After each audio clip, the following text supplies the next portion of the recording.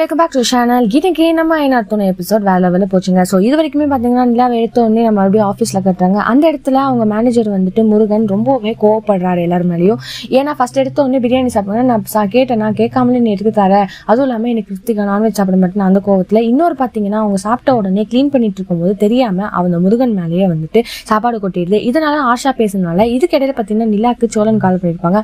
நிலாவை தான் திட்டுறாங்க போல அப்படின்னு சொல்லிட்டு சோழன் நேரடியாக ஆஃபீஸ்க்கு வந்து அங்கே பிரச்சனை பண்ணிடுறாரு.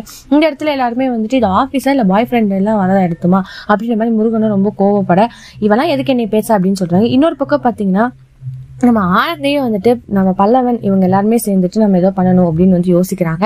நம்ம ஆனந்தி அதுக்கப்புறம் வந்துட்டு போய் பாண்டியனையும் அவங்க ஒர்க் ஷாப்லேயே பார்க்குறாங்க. அந்த இடத்துல போய் பார்க்கும்போது அவங்களும் வந்துட்டு என்னடா இது அப்படின்னு சொல்லிட்டு ஒரு ரொமான்ஸாக போகுது. இதுக்கப்புறம் பார்த்தீங்கன்னா நிலாவோ வீட்டுக்கு வந்ததுக்கப்புறம் கண்டமணிக்காக திட்டிடுறாங்க. ஸோ சோழனும் கோச்சிக்கிட்டு போயிடுறாங்க. நாளைக்கு என்ன பார்க்குறோன்னு நம்ம பார்க்கலாம். இதை பற்றி நீங்கள் நினைக்கிறீங்கன்னா மறக்காம லைக் பண்ணி ஷேர் பண்ணி கமெண்ட் பண்ணிடுங்க. அப்படியே சப்ஸ்கிரைப் பண்ணிடுங்க. பாய்.